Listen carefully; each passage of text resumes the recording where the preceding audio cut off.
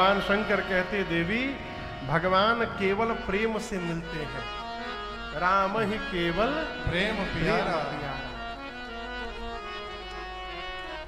अभी वो हम लोग पिछली कथा में उस प्रसंग याद किए ना सक्कू बाई का, तो पंढरपुर महाराष्ट्र में एक भक्त थी जिनका नाम था सक्कू। केवल विठल विठल जपती थी, बस कुछ नहीं करती थी। विठल विठल विठल विठल, दिन रात विठल भगवान को याद करती थी। विवाह हुआ और दैव संजोग कहिए, जिस घर में विवाह हो गया पूरे घर वाले असुर, सास ससुर और पति तीनों मतलब दैत्य के अवतार। उनका सुबह से लेकर रात तक केवल एक ही काम था, सक्कू बाई को मारना, गाली देना बस। लेकिन इतना भी होने के बाद वो एक बार भी भगवान से ये नहीं कहती थी प्रभु मैं आपका इतना नाम लेती हूँ मुझे क्यों कष्ट मिल रहा है। वो यही कहती थी कि मेरे किसी जन्म का कर्म का फल मुझे प्राप्त हो रहा है जो इस जन्म में मैं भोग रही हूं। एक दिन गई नदी में, कृष्णा नाम की नदी है, कृष्णा नदी में गई जल लेने। तो जो मेला जाता है ना दर्शन के लिए विठल भगवान के, तो कुछ साधु महात्मा संत कीर्तन करते जा रहे थे। तो सक्कू बाई ने देखा महात्माओं को, तो पूछा कहाँ जा रहे हैं। महात्मा बोले जा रहे हैं पंढरीनाथ का दर्शन करने पंढरपुर। सक्कू बाई सोची जिसके नाम को इतना सोचती हूँ, सुनती हूँ, गाती हूँ, लेती हूँ तो इतना आनंद मिलता है, उसको देख लूंगी तो कितना आनंद मिलेगा। क्या पता ये शरीर रहेगा कि नहीं रहेगा। पानी का घड़ा लिए संतों के साथ लग गई पंढरपुर जाने के लिए। तब तक किसी गांव के किसी दुष्ट व्यक्ति ने जाकर उसके घर में कह दिया तुम लोग यहां बैठे हो, तुम्हारी बहू गई, संतों के साथ निकल गई पंढरपुर। सास ससुर पति दौड़े, पकड़ कर लाए, पहले तो जी भर के पीटे। सास ने कहा पांव तोड़ दे, पांव टूट जाएगा तो कहीं नहीं जाएगी। मारा लाठी पांव पे सक्कू बाई के है? और उसके बाद एक कोठरी में ले जाकर के खंभे से बांध दिए सब। दरवाजा बाहर से बंद करके तीनों चले गए। अब सक्कू बाई पहली बार भगवान से बोली प्रभु क्या मैंने इतना पाप किया है नाथ कि आज आपके दर्शन से मैं वंचित रह गई प्रभु। जब ये बात सक्कू बाई ने कहा ना, तो हमारे द्वारिका में बैठे द्वारिकाधीश भगवान तुरंत उठ के खड़े हो गए। मां रुक्मिणी ने कहा कहां जा रहे हैं प्रभु? तो बोले एक भक्त के पुकार पर जा रहा हूं, कुछ समय लगेगा, आप मेरी प्रतीक्षा करिएगा, आज नहीं लौटूंगा। और ये मनगढ़ंत कहानी नहीं है, ये भक्तमाल की कथा है, ये सत्य घटना इसी कलयुग की है, 250-300 साल पहले की घटना है केवल।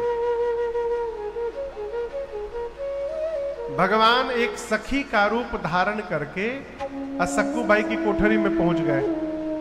कन्हैया औरत बन के हो। बोले अरे सक्कू, अब सक्कू बाई को जीवन में पहली बार किसी ने इतने प्रेम से पुकारा। तो बोली कौन हो तुम? तो भगवान बोले तुम मुझे नहीं जानती, तू रोज पानी भरने आती है ना नदी किनारे, वहां मैं भी भरने आती हूं। तू तो विठल विठल जपती है, तुझे क्या पता अगल बगल कौन खड़ा है हमारे। बहुत मारा न तुझे, तू दर्शन करना चाहती है, एक काम कर, मैं तुझे खोल देती हूं, तू चली जा। सक्कू बाई बोली नहीं पता चलेगा फिर मारेंगे। बोले कुछ पता नहीं चलेगा, मैं यहां रहूंगी जब तक तू नहीं आएगी, यदि बाहर से पूछेंगे तो मैं हां बोल दिया करूंगी। सक्कू बाई की रसरी को खोला भगवान ने, क्षण भर नहीं लगा, संतों के पास पहुंचा दिए। अब पहुंचा करके खुद सक्कू बाई का रूप धारण करके कन्हैया और उस खंभे में बंध गए स्वयं।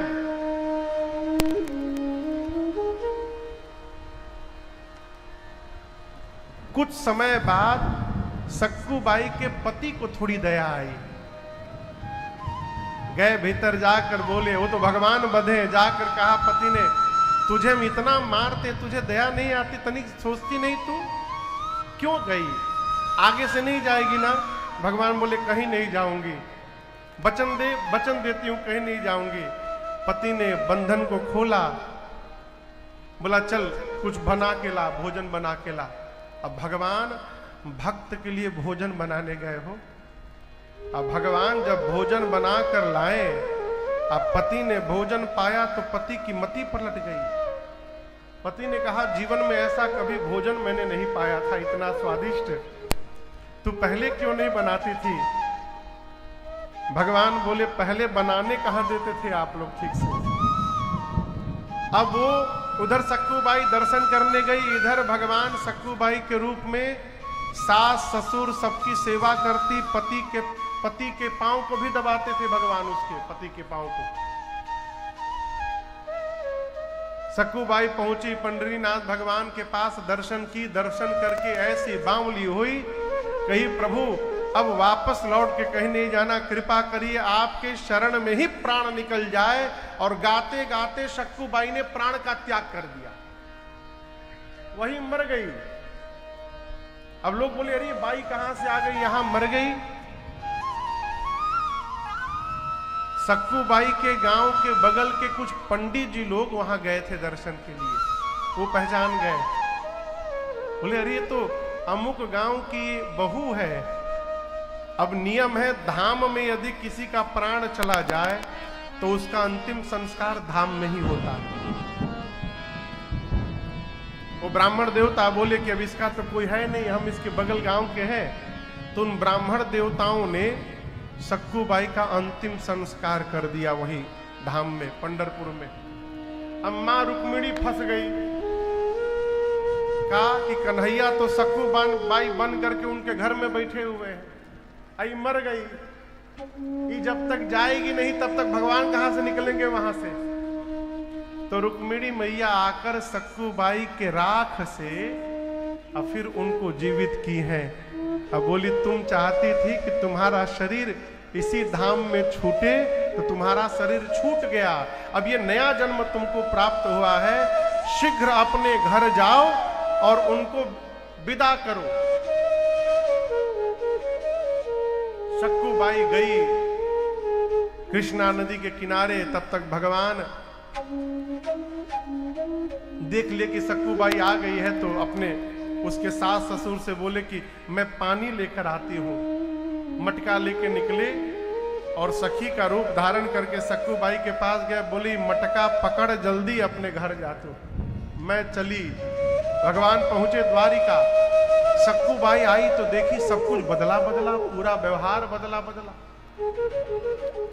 2 दिन बाद वो पंडित जी लोग आ गए, पंडित जी लोग सोचे कि दुष्ट है कुछ करेंगे नहीं, लेकिन चलो बता दिया जाए कि उसकी बहू मर गई। आके दरवाजे पर सास ससुर बैठे थे, पंडित जी लोग बैठ कर बोले कि ऐसा है कि आपकी बहू गई थी पंढरपुर, वहीं मर गई, हम लोग उसका दाह संस्कार कर दिए हैं वहीं पर। तब तक सास बोली अच्छा बैठो। सक्कू, अब बोली तो घर से भीतर से सक्कूबाई बाहर निकली। अब पंडित जी के हाथ पांव फूल गए, बोले ये कैसे हुआ, ये तो मर गई थी, इसका दाह संस्कार हम लोगों ने अपने हाथ से किया है। सास बोली मर गई तो यहां कैसे आ गई। तब सक्कूबाई ने पूरी बात बताई।